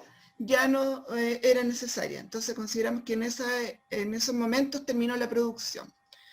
Y bueno, aquí hay una línea de tiempo más clarita. Voy a cambiar esto donde pongo algunas de las vacunas más emblemáticas. Entonces, como les comentaba, los institutos del Estado que fueron protagonistas de la producción de vacunas fueron el Instituto de Vacuna Animal en 1887, y en 1892 el Instituto de Higiene, posteriormente el Instituto Bacteriológico, y termina con el Instituto de Salud Pública. Y entonces vemos aquí, por ejemplo, que hay algunas vacunas que duraron una cantidad de años impresionante. Por ejemplo, la vacuna antirrábica veterinaria con la cepa Pasteur, que fue la primera que se creó, duró 51 años, hasta que se cambió la formulación en el año 1938. Y el suero antivariólico, que era el que les comentaba yo, duró 42 años hasta que se creó la vacuna antivariólica, que también se hizo en el Instituto Bacteriológico, que era, utilizaban como insumo terneras. Y también hay otras vacunas, como por ejemplo la vacuna pertussis, la antitífica preventiva y curativa, y la vacuna, el toxoide diftérico, que duraron 76 años, o sea, desde la creación del Instituto Bacteriológico hasta el cierre de la producción. ¿Por qué pongo aquí el año 2005? Porque la producción se cerró en el año 2002, bajo el gobierno de la Concertación, con la doctora Janet Vega, que estaba como directora del Instituto de Salud Pública, pero quedó un remanente de stock de la producción, y por lo tanto se considera que se termina la producción de vacunas en el año 2005. Además que en ese año caducan los registros, porque después, como ya les había comentado, cuando llega el Contralor, se hace necesario registrar los productos, y entonces hay varios productos, vacunas que se producían en el instituto, se registraron también en el mismo instituto. Aquí, por ejemplo, el suero antidiftérico dura 113 años, o sea, desde que se crea el Instituto de Higiene hasta que termina la producción. Y la vacuna antivariólica de terneras dura 49 años porque se erradica la viruela en el mundo, y ahí termina la producción. Y aquí, marcado con rojo, bueno, una vacuna emblemática que fue creada en el Instituto Bacteriológico con tecnología propia por investigadores del Instituto Bacteriológico. Ellos desarrollaron una nueva vacuna que se empieza a producir alrededor de los años 50, 1954, 1959. Primero fue la canina y luego fue la humana. Y esta vacuna, cuando se terminó la producción, esta vacuna se exportaba a toda América Latina. Y además, algo que yo no sabía, y que Abel el otro día comentó, que los investigadores donaron la técnica, dejaron abierta la técnica para los investigadores o los productores de otros países de América Latina para que pudieran desarrollar la misma vacuna. Entonces, bueno, ¿qué podemos decir respecto a la producción de vacunas? Es que a partir de la década del 70 ya no hubo más producción de vacunas, como salía en esa línea del tiempo que les mostré en el pendón que hizo el Comité de Patrimonio, porque, por un lado, porque ya habían pensamientos políticos divergentes y además porque habían otras visiones economicistas y neoliberales que ya no priorizaban por la producción de vacunas, ni tampoco, no solo de vacunas, sino la producción de medicamentos o la producción estatal de otro tipo de productos. O sea, no solamente se acabó la producción de medicamentos, sino que otro tipo de productos que se fabricaban en Chile. Y porque, bueno, las vacunas duraron por distintas razones, pero, por ejemplo, la producción de penicilina se acabó en el año 73, la producción de cloranfenicol, de insulina, de hormonas tiroideas, todo lo que producía el Instituto Bacteriológico. A lo anterior se suma que en el año 1980 se crea la Constitución, la nueva Constitución, y esta pone al Estado como en su rol subsidiario, lo que hace que el Estado ya no pueda producir, ¿ya? Esto obliga al Estado a no producir, y por eso se cierra la producción estatal. Pero a pesar de eso, la producción de vacunas continúa, pero no se invierte en innovación y desarrollo, o sea, se deja morir la producción. O sea, yo comenté que se cierra la producción en el gobierno de la Concertación, pero sería muy injusto decir que fue por culpa de la Concertación que se cierra la producción, porque los responsables son todos los gobiernos que hay entre la dictadura y la actualidad, porque no invierten en innovación y desarrollo y dejan morir la producción. Yo entré en el año 94 al instituto, entré justamente al departamento de producción, y ahí ya estaba la discusión de continuar o no continuar con la producción. Considerando que el Instituto Bacteriológico, como ya les dije, fue diseñado para producir, ser el productor del Estado, producir medicamentos, y había llegado el Contralor, cuando no era de ese lugar, y el Contralor presionaba al productor porque no podían ser juez y parte. Otra cosa que el Laboratorio de Chile, que antes estaba al lado de lo que están las dependencias del Instituto de Salud Pública, fue creado para apoyar al Instituto Bacteriológico en la producción de medicamentos. Era del Estado. Y eso se vendió, y ahora no es ni siquiera, es privado, y en ese lugar hay bodegas que por supuesto sacan ganancias o sea, una lástima, realmente una lástima que el Laboratorio de Chile se haya vendido y ahora ya no se produzcan medicamentos ni menos vacunas. Aunque la producción, lo que decía, aunque la producción de vacunas continuó, no hubo una inversión en tecnología ni en innovación y desarrollo, provocando finalmente la muerte inminente de la producción de vacunas chilenas.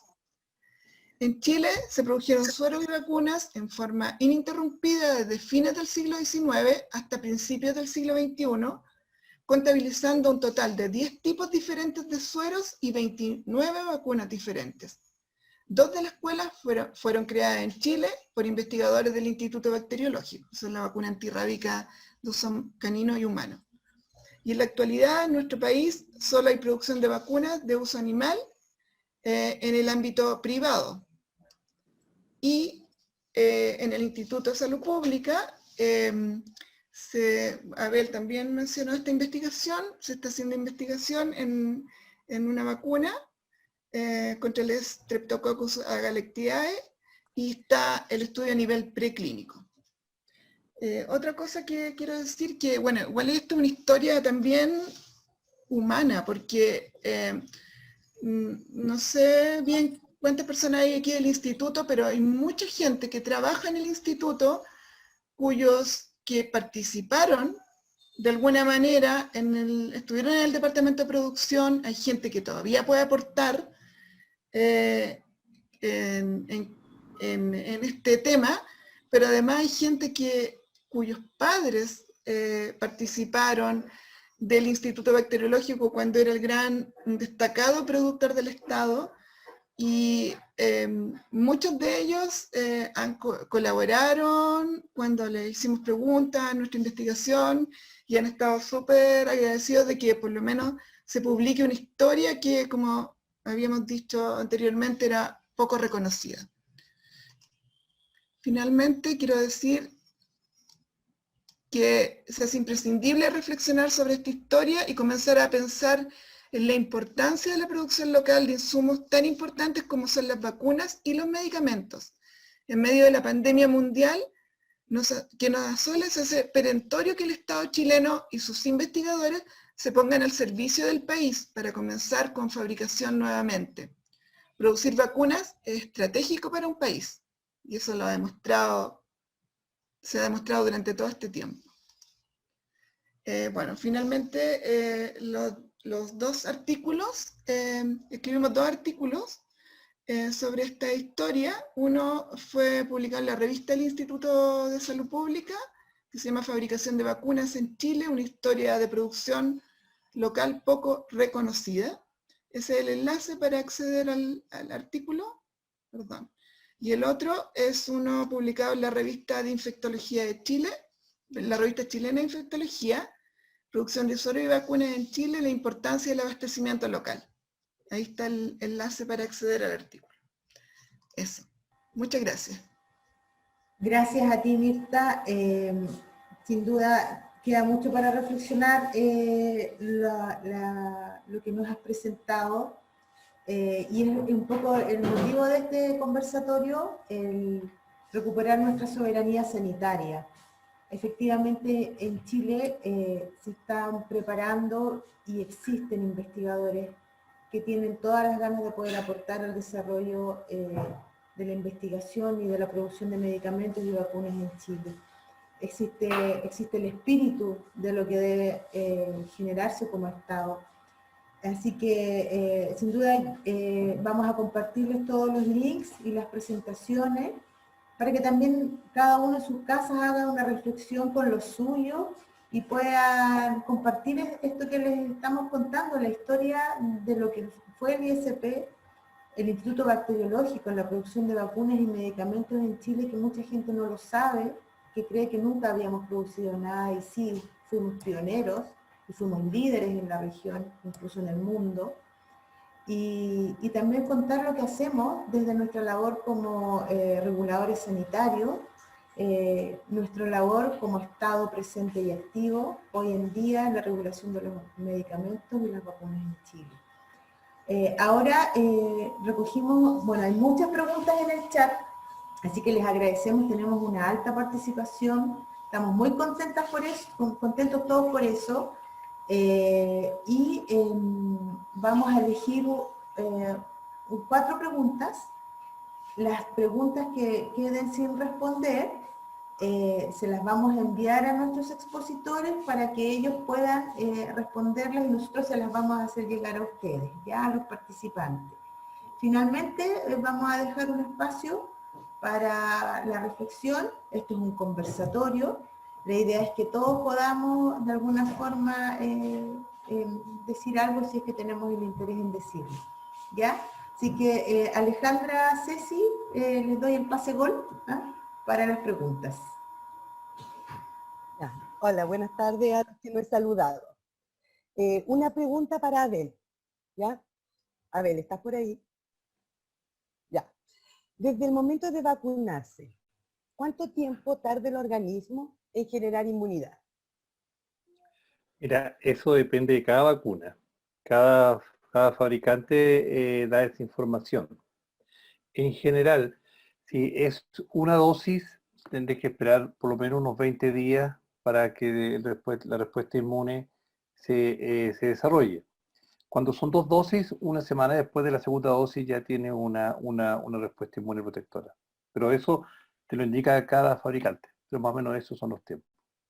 Es importante tener presente eso porque hay muchas personas que creen que se vacunan y a los 2 o 3 días ya están inmunes y no es así. Hay que esperar que se desarrolle la respuesta inmunológica. Súper, Eso. gracias. Ahora para el Nico. Nico, ¿por qué no se ha evaluado la vacuna Sputnik y la Epivac Corona? A ver, la evaluación quizás corresponde al uso de excepción o uso de emergencia, pero estudios clínicos, los que mencioné, digamos, que son de China, bueno, Sinovac, CanSino, AstraZeneca Reino Unido, ¿cierto?, con Universidad de Oxford, y Janssen, Johnson & Johnson, digamos, que entre Europa y Estados Unidos. El uso de excepción de la vacuna de Pfizer no hizo estudios clínicos en Chile, sí los hizo en Brasil, Argentina, ¿cierto?, multicéntrico, pero Sputnik no ha llegado a nada. La información que existe en el portal clinicaltrials.gov, que es un portal que lleva, digamos, Estados Unidos, pero es global, internacional. Los estudios con la vacuna Sputnik son escasos. De hecho, hay un estudio incluso que se estaría llevando en Venezuela, y que dudo de la validez, digamos, de esa información. Tampoco hay resultados hasta la fecha. Entonces, al final casi se convierte en un tema ideológico y político, más que científico. Ahora, no puedo desmerecer tampoco la vacuna Sputnik totalmente porque no tenemos la información, pero tampoco la han publicado de forma fehaciente como si lo han hecho los otros laboratorios. Y la otra vacuna, perdón, ¿cuál era?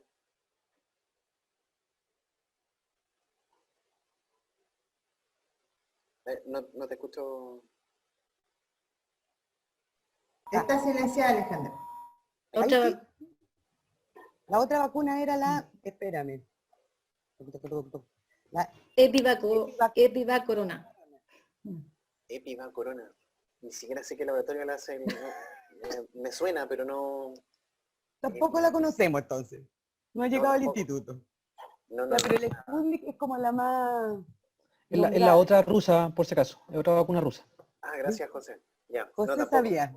Tampoco, ninguna solicitud acá en Chile. Ni de uso de excepción, ni de estudio clínico. Ya. Ok. ¿Puedo comentar algo? Sí. Claro. Respecto a la vacuna Sputnik, que tengo algunos antecedentes, bueno, que me comentó el doctor Andrei Chernichin del Colegio Médico, respecto a los investigadores. Yo sé que son virólogos expertos. De hecho, uno de los que participa era un norteamericano que fue postulante de premio Nobel y tuvo un problema con los científicos norteamericanos y se fue allá. Y ellos han desarrollado varias vacunas antivirales, incluso de otros coronavirus. Y lo que hicieron fue una modificación a una de las vacunas que ya habían desarrollado, que creo que es la vacuna contra la garrapata, porque hay en esos países nórdicos hay una enfermedad viral que se transmite por causa de una garrapata. Entonces, creo que era una vacuna que ya existía, que le hicieron algunas modificaciones. Bueno, yo no sé del tema tecnológico de vacunas, pero eso es lo que me comentó el doctor Chernichin, y sé que la información está disponible.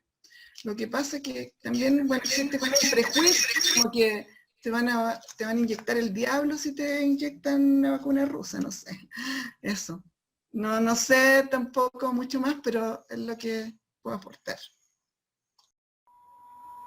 Sí, yo creo que un poco también se ha ideologizado, yo creo que ustedes, los expertos, lo deben entender mejor.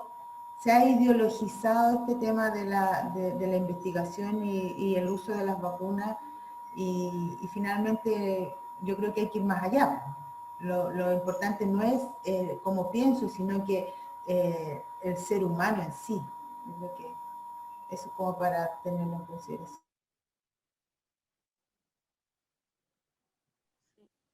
Hola. Ceci. Ceci. Alejandra, ¿puedo aportar algo? Ah, sí, hola Aurora. Sí, sí, sí. Hola.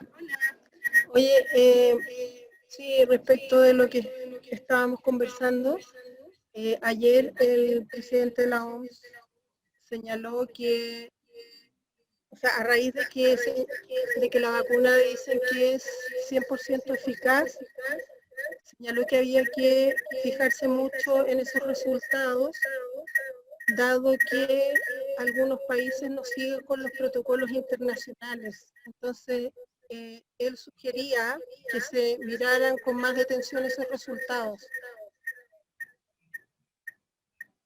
¿Los resultados de cuál vacuna, perdón? De la vacuna rusa, porque ayer salió que era 100% eficaz.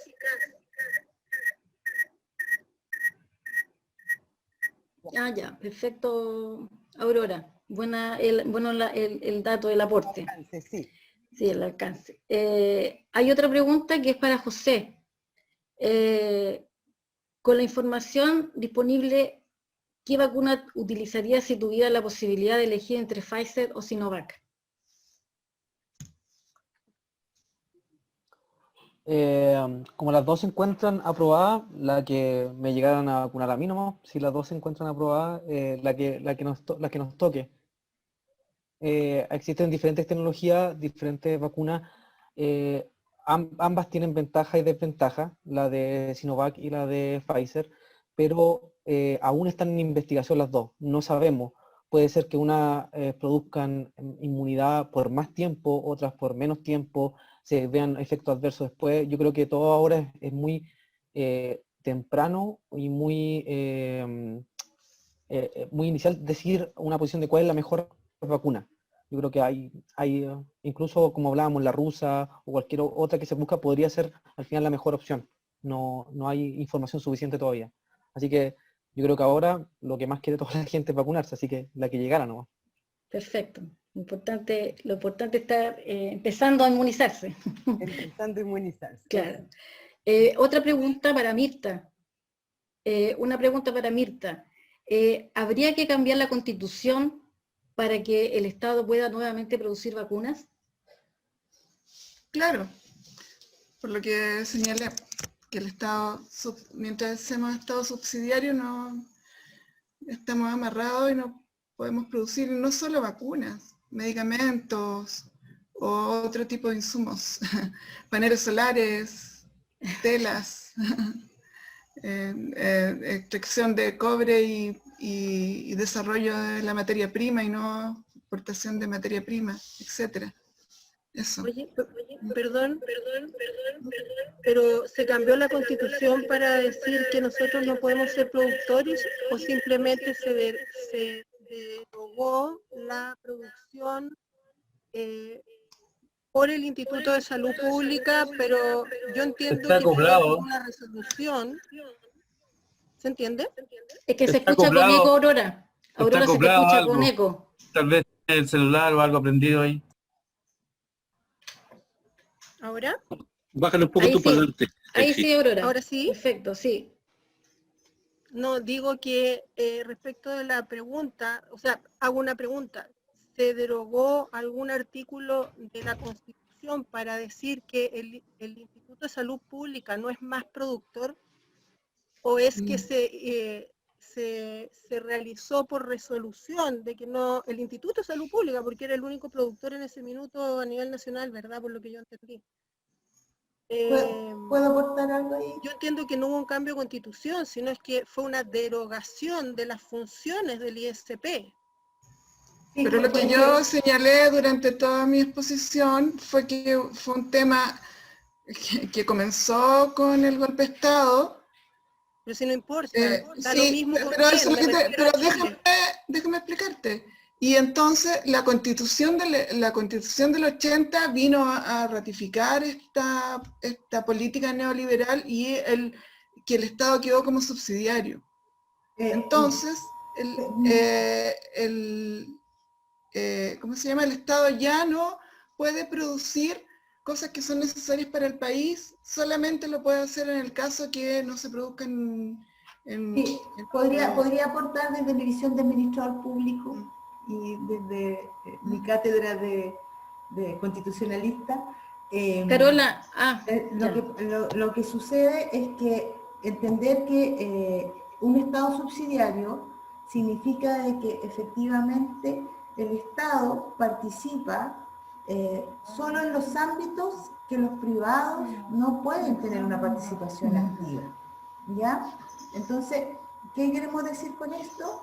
Es que se privilegia, antes que el Estado genere acciones, se privilegian las acciones de los privados o los particulares, ¿ya?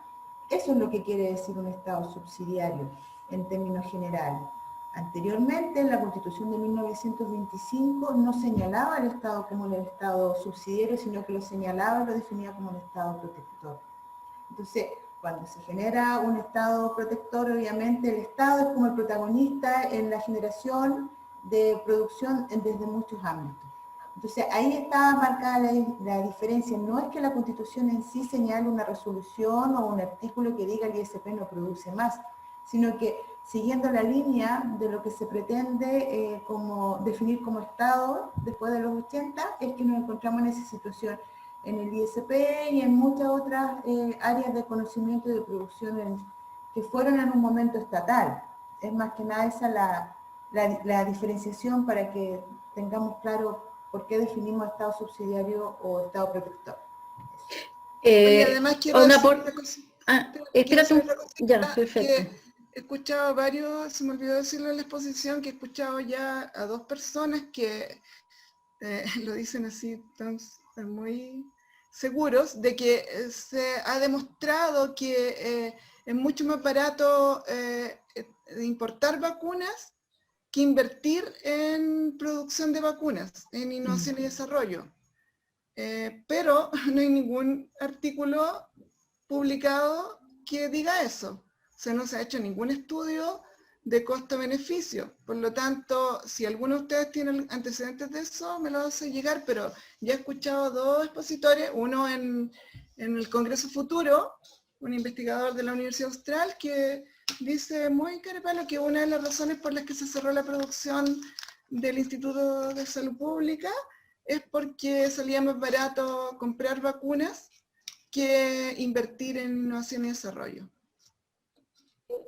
Yo se quería, espérate un poquito, no solo quería acotar que en realidad, en el fondo, el Estado no va a invertir, no, como dice Mirta, no va a generar recursos para esta producción de vacunas, no le va a dar, no le va a inyectar. Y es por eso que lo que dice Maita en su presentación se dejó morir.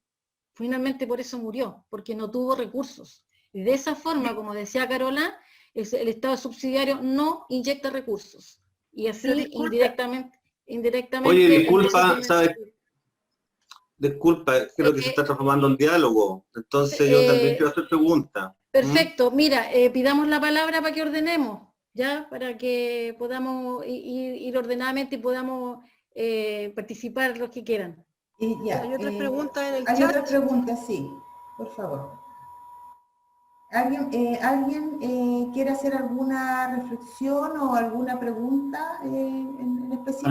A mí me interesaría en inscribirme. No sé si ahora, pero inscribirme al menos. Ya. ¿Pueden ir levantando la mano?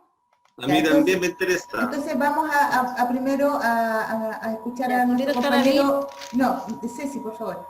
Primero vamos a escuchar a nuestro compañero Iván, después a nuestro compañero David y después a nuestro compañero Iván Triviño. Iván Soto primero. Yo. Eso, hay varios Ivanes. Sí. Ya, hola, oye, mi consulta es respecto a la vacuna de la Pfizer, que tiene una cadena, que tiene que respetarse una cadena de frío de menos 70 grados. Entonces yo hice una consulta igual por el chat, si hay algún estudio que indique aproximadamente cuántas vacunas se van a perder por romperse la cadena de frío, porque eso va a ocurrir. Estamos más encima en Chile, el país tercermundista, etcétera. O sea, aquí vendemos mucho la pomada, generalmente este gobierno en particular, pero en general todos, de que somos poco menos que los tigres de Latinoamérica, o éramos los ingleses de América, etc.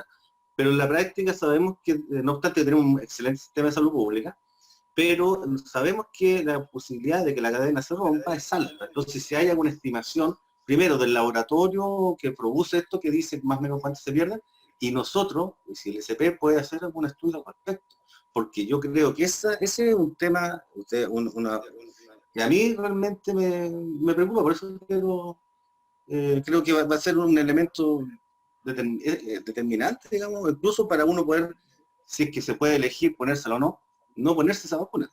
Eso. ¿Alguno de nuestros compañeros, José? Sí, creo que yo puedo aportar un poco. Gracias. Mira, en general, para todos los productos que se administran, siempre hay pérdidas, porque ya sea se puede caer un vial con la vacuna y se pierden. Recordemos que este es un vial multidosis que se ocupa para 5 dosis, entonces se perderían 5 dosis de una. Eso siempre pasa. Con respecto a la cadena de frío, no tengo información, dentro de lo que revisamos no se vio ninguna estimación de Pfizer. Yo creo que depende más de cada país, porque Pfizer entrega la vacuna y después el Plan Nacional de Inmunización se hace cargo, el PNI, se hace cargo de su distribución y aplicación. Así que ahí yo creo que ellos quizás deberían tener alguna estimación o deberían ya tener algún dato de lo que se ha perdido hasta el momento. Obviamente se van a perder por la cadena de frío o por mal uso de administración, pero aquí en el ICP no tenemos, por lo menos lo que compete a mí aquí en su departamento, no tenemos esa información. Disculpa, sobre la misma, se me quedó una cosita. Al mismo, ¿y cuál sería el efecto que tendría ponerse una vacuna que se haya roto la cadena fría? Eso es lo último, disculpen.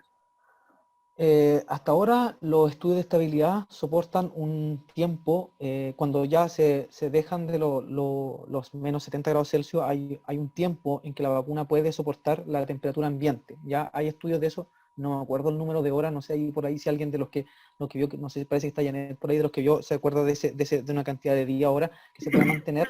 Así que si es que eso no se respeta, no habría problema. Ahora, si se pasa de ese tiempo, el producto ya nadie, ni Pfizer, ni el Instituto de Salud Pública, puede asegurar que es efectivo. Así que los efectos adversos podrían ir desde que no te hiciera efecto la vacuna, o sea, que no produjera inmunidad, hasta producir otro tipo de efecto adverso porque se generó un compuesto de degradación, un compuesto que podría dañarte. Así que ahí es desconocido lo que podría provocar. Lo más probable es que no haría efecto, pero también habría que estudiar también otro tipo de reacciones adversas que podrían ocurrir. Muchas gracias. 72 horas. Ya, son 72 horas. Gracias. Una vez Aurora, espérate. Sí, ahora vamos a darle paso a David. David, que quería hacer una consulta, una reflexión, no sé. Me inscribí. Sí, David, por favor, David. Sí, te escuchamos. Sí, yo creo que los datos históricos que presentan Mirta y toda la reflexión, es decir, la presentación técnica habla de una complejidad bastante grande como para reducirla a veces a ciertos eslogan o cosas coyunturales, ¿ya? Porque primero hay que reconocer la historia como una historia gloriosa. Se erradicaron enfermedades, se logró un conocimiento tremendamente importante, sostener durante todo un siglo y más, pero también la ruina también es transversal e histórica. No pertenece solo es decir, hay un consenso transversal en que el Estado debía no hacerse cargo de la producción de vacunas. No es atribuible solo a un solo sector político, diría yo, si es que vamos a hablar en ese sentido. Pero si uno quiere, diría yo, como encumbrarse en la historia, también hubo un problema científico, porque, por ejemplo, en el caso de la vacuna antirrábica, que se crea en el año 52 por científicos, es decir, durante más de 50 años no tuvo ninguna mejora. por ejemplo. O sea, no fue una investigación acompañando lo que producíamos. Entonces también, de alguna manera, y eso no es atribuible solo, hay que mirarlo con más perspectiva histórica, creo yo, en ese sentido, ¿ya? Es decir, y entonces cuando vino la vacuna antirrábica a celular, por componente, que tenía menos, que no era virus de cerebro ratón lactante, sino que era en cultivo celular, y que tenía menos antígenos y que producía menos efectos secundarios. Entonces, se agregó una tecnología que nosotros no fuimos capaces de acompañarla. Entonces, ahí hay un proyecto también de país. Y claro que obviamente que fueron todas esas decisiones extrañas que hubo y que por eso me llamó la atención el concepto de soberanía sanitaria. Porque bueno, ¿qué es eso? ¿Qué es eso? Soberanía sanitaria. Imagínate, nosotros fuimos formados por maestros que donaron patentes al Instituto de Salud Pública. En mi caso, yo hice mi tesis en VIH con Romilo Espejo, que Romilo Espejo, cuando inventa la rotaforesis, él dona esa patente al Instituto de Salud Pública para que el Departamento de Producción luego produjera los geles que utilizaban los hospitales para caracterizar las cepas. Entonces, hay otros paradigmas y otras cosas que es necesario, que ya no existen, y que es necesario también tener en cuenta que esta conversación se hace en el siglo XXI, con complejidades bastante grandes, pero que al mismo tiempo nos dan la posibilidad de resolver, de volver sobre nuestros pasos, de que hay una inteligencia en el país importante, hay una creatividad que cuando se le estimula, que cuando se le financia, empieza a dar resultados, y que este no es un tema de 1 año, 2 años, no es un decreto. Es decir, lo que quiero dar la idea es que no es un decreto el que terminó con la producción de vacunas, sino que también todo este aparato de estar delegando, de mirando para afuera, hay una colonización de la cual también nosotros somos sujetos y que pesa sobre nosotros, que no podemos, etcétera, distintos tipos de cosas, que otros son mejores, siempre mirando a los gringos y mirando su democracia, mirando todo también, pues entonces copiando todo, y eso que siempre nos preocupamos de qué piensan los demás. Ahí hay algo, yo diría que bastante profundo que tenemos nosotros, de lo cual hacernos cargo de verdad. Y entonces no es una reivindicación coyuntural, esto porque hay un determinado gobierno. Sería un craso error hacer eso, y solo que esto tenga notoriedad, porque no es un gobierno el que nos gusta, sino que hay que considerar que esto, para resolverlo, esto va a tener que resolverse y generar estímulos que seguramente en 20 años nos darán resultados concretos, donde tengamos una capacidad de análisis, acumulemos know-how en distintos tipos de biotecnología, en fin. O sea, lo que hace Abel debería multiplicarse por 5 o 10 la investigación, y los doctorandos y los postdoctorandos que se estimulen y que vayan afuera y trabajen en un equipo. Esto, la asociación con universidades. O sea, es algo más que fijarse en una sola etapa. Es un conocimiento que tiene que ser generado en una cantidad enorme de direcciones. Gracias David por tus palabras, son importantes para la reflexión. Ya estamos terminando porque hemos estado mucho rato y agradecemos mucho la participación y el interés de todos. Iván, tú querías preguntar algo. Iván Triviño. Sí, ojalá tengamos un conversatorio 2, porque quedaron muchos temas. Sí. Pero a 3 preguntas que han salido, por la experiencia que tengo yo entré en el bacteriológico. Mira. Se cerró la planta de vacunas porque no tenía calidad. Olvídate, la GMP, y tiene razón la Mirta. contralor y productor. A la pregunta que si tenemos la tecnología y la gente habilosa, porque no lo dijo Mirta por el tiempo, pero aquí se llenaba de brasileños, ecuatorianos, peruanos, que venían a aprender cómo se hacen vacunas, cómo teníamos un sistema de bioterios para la potencia de las vacunas. No se invirtió. La doctora Janet Vega tenía que invertir 10 millones de dólares y se cayó al suelo. Y con respecto a la parte jurídica, esto no es un problema de la Constitución, es el artículo 44 del Código Sanitario, que cuando se modifica, colocan la palabra podrá, no deberá. O sea, el instituto puede, en caso de ausencia de productos idóneos, fabricarlos de carácter biológico para los servicios de salud. Entonces, como es ley, y lo otro, que yo me recuerdo perfectamente el año 91-92, la industria farmacéutica es muy poderosa. La industria farmacéutica, yo creo que después de las armas, es la que más ganancias tiene. Y lo que decía el colega que trabajó con Espejo, yo lo conozco a Espejo, no, la tecnología es más rápida.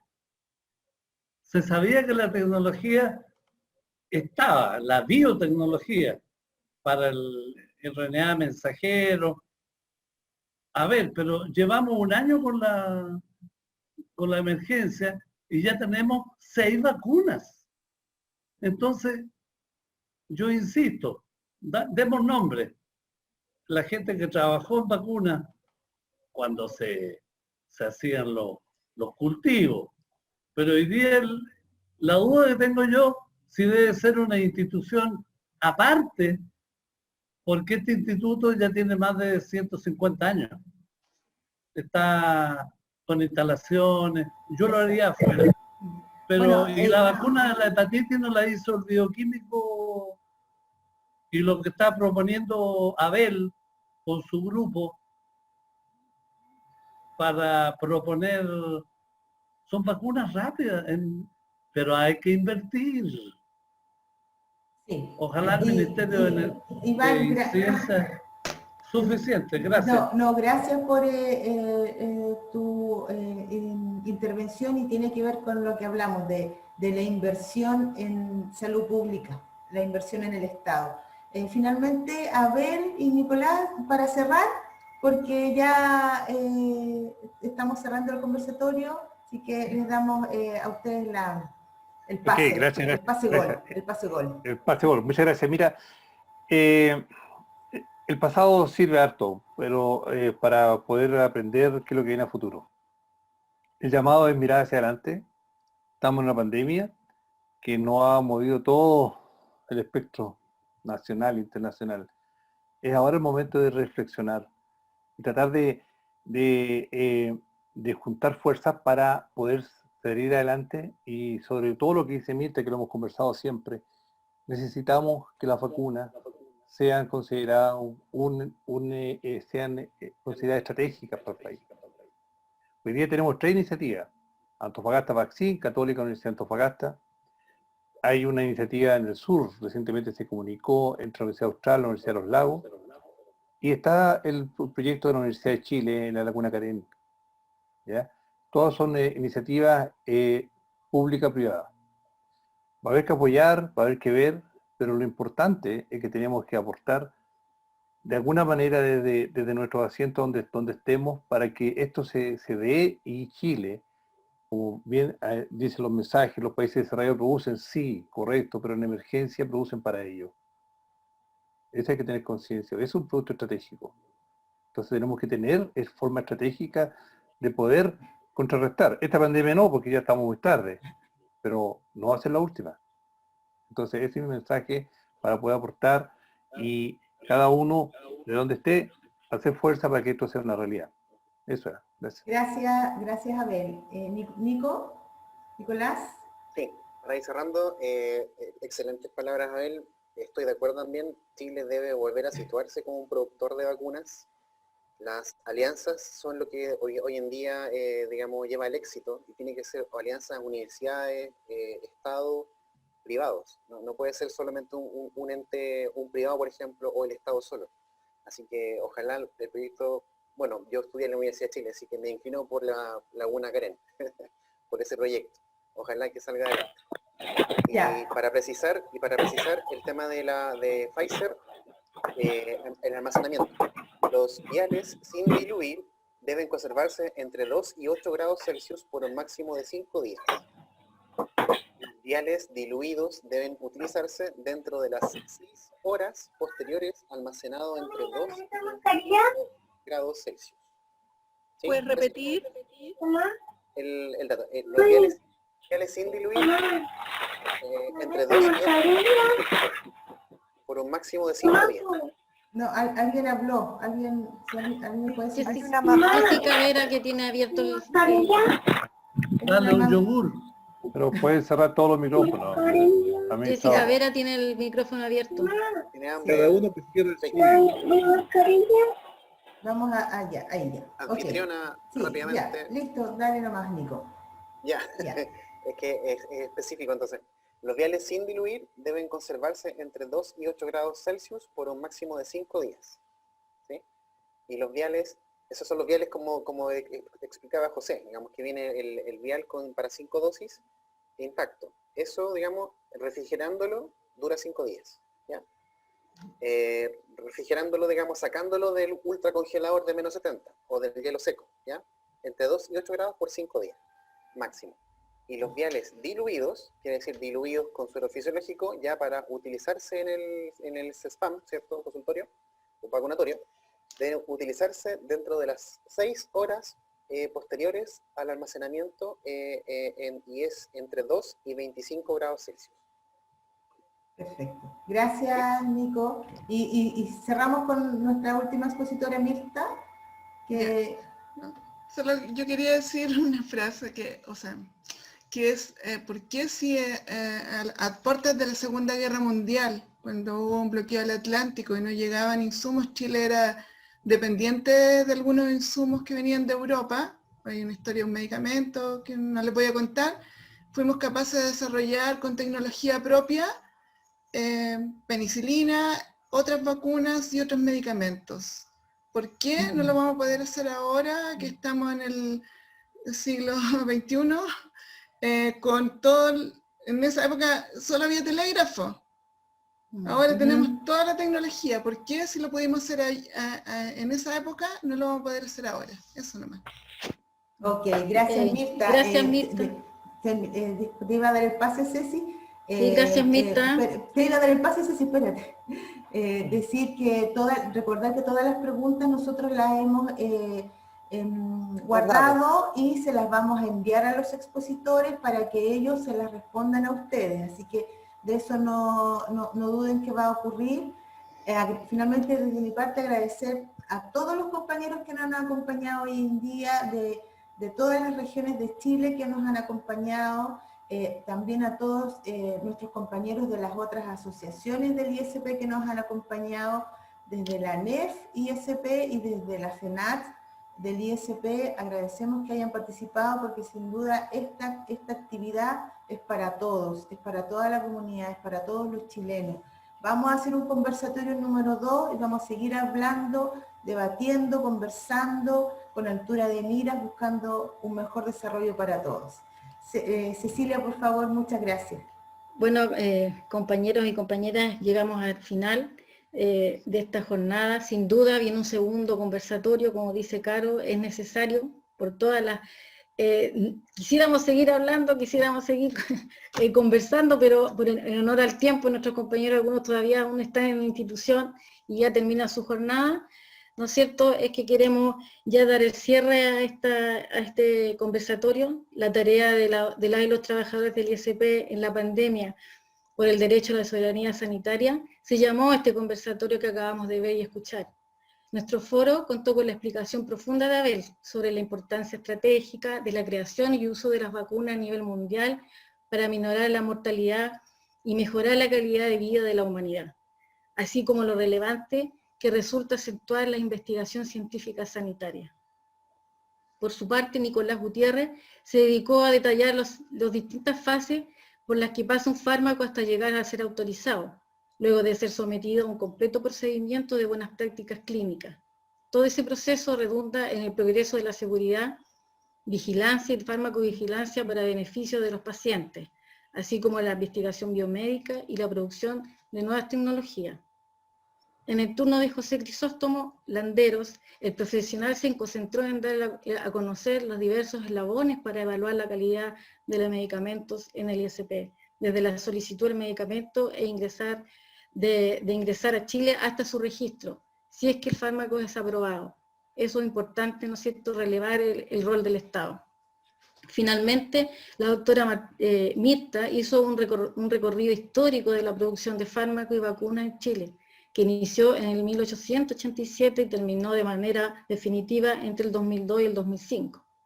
Mirta relevó importancia fundamental de recobrar la soberanía sanitaria, que lo hemos hablado, ¿no es cierto?, en esta última conversación, en la creación de medicamentos en Chile. Esa es la manera en que la sociedad chilena comienza a volverse verdaderamente independiente para poder enfrentar coyunturas graves como la actual. Como Asociación de Funcionarios y Funcionarios Profesionales del ISP, agradecemos de corazón y enorme presencia y participación de ustedes. Tuvimos alrededor de 100 personas en su totalidad, así que estamos orgullosos, estamos contentos porque hemos superado nuestras expectativas. Igualmente agradecemos a cada uno y cada uno de los panelistas y agradecemos a las personas que hicieron posible el soporte técnico de esta actividad, sin los cuales hubiera sido imposible realizarlas.